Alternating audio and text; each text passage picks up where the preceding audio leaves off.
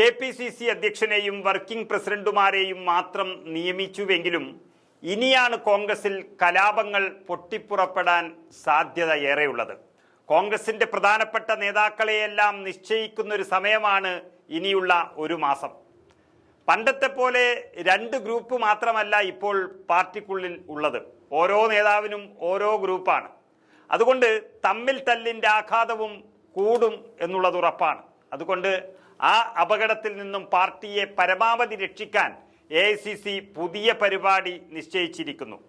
പുതിയ DCC പ്രസിഡന്റുമാരെയും KPCC ഭാരവാഹികളെയും പ്രഖ്യാപിക്കുന്നതിന് മുൻപ് അതത് ജില്ലകളിലെ നേതാക്കളിൽ നിന്ന് അഭിപ്രായം തേടാൻ എല്ലാ ജില്ലകളിലേക്കും AICCയുടെ മറുനാടൻ നിരീക്ഷകർ എത്തുകയാണ്.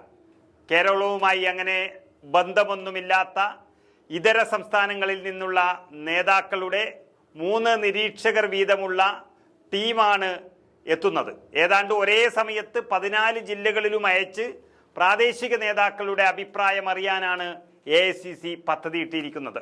30 ദിവസത്തിനകം തീരുമാനമെടുക്കേണ്ടതിനാൽ ഏതു നിമിഷവും ഈ മറുനാടൻ നിരീക്ഷകർ എത്താനാണ് സാധ്യതയുള്ളത്. അവർ കണ്ടെത്തുന്ന ചില അഭിപ്രായങ്ങളിൽ നിന്നും DCC പ്രസിഡന്റുമാരുടെ സ്ഥാനത്തേക്ക് ഒരു ജില്ലയിൽ നിന്ന് 5 പേരുടെ ചുരുക്ക പട്ടിക അവർ തയ്യാറാക്കും. അങ്ങനെ തയ്യാറാക്കിയ പട്ടിക AICCക്ക് സമർപ്പിക്കുകയാണ്. സംസ്ഥാനത്തെ മുതിർന്ന നേതാക്കളുമായി പിന്നീട് സംസാരിച്ച് ഹൈക്കമാൻഡ് ഇതിൽ നിന്ന് ഒരു പേരിലേക്ക് എത്താൻ പോകുന്നു. KPCC ജനറൽ സെക്രട്ടറിമാരുടെയും മറ്റു ഭാരവാഹികളുടെയും കാര്യത്തിൽ ഇതേ തരത്തിലാണ് അഭിപ്രായം തേടുന്നത്. കഴിഞ്ഞ പുനഃസംഘടനയിലെ സമുദായം, ചില നേതാക്കളുടെ താല്പര്യം തുടങ്ങിയ പരിഗണനയിൽ പരിചയവും കാര്യപ്രാപ്തിയുമില്ലാത്തവർ നേതൃസ്ഥാനങ്ങളിൽ എത്തി എന്നൊരു വിലയിരുത്തൽ AICCക്കുണ്ട്. അതുകൊണ്ട് തന്നെ നല്ല നേതാക്കളെ, കഴിവും പ്രാപ്തിയുമുള്ള നേതാക്കളെ മാത്രം എത്തിക്കാനാണ് ഇങ്ങനെയുള്ളൊരു മറുനാടൻ ഓപ്പറേഷൻ AICC നടത്തുന്നത്. പക്ഷേ AICC തലങ്ങളിലും ഇതിൽ ഇടപെടലുണ്ടായാൽ ഈ പദ്ധതിയെല്ലാം പാളും.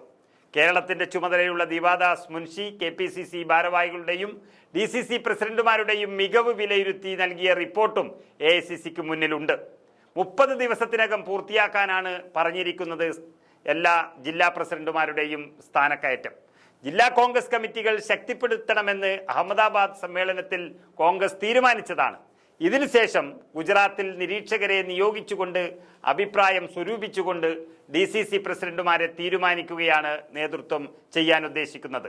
ഏതായാലും തിരുകിക്കയറ്റലും ഇടപെടലും ഉണ്ടാകാതെ കഴിവും പ്രാപ്തിയുമുള്ളവരെ മാത്രം DCC അധ്യക്ഷന്മാരും മറ്റു ഭാരവാഹികളുമായി വെക്കുന്നുണ്ടെങ്കിൽ മാത്രമേ ഈ മറുനാടൻ ഓപ്പറേഷനെ കൊണ്ട് ഗുണം ചെയ്യുകയുള്ളൂ.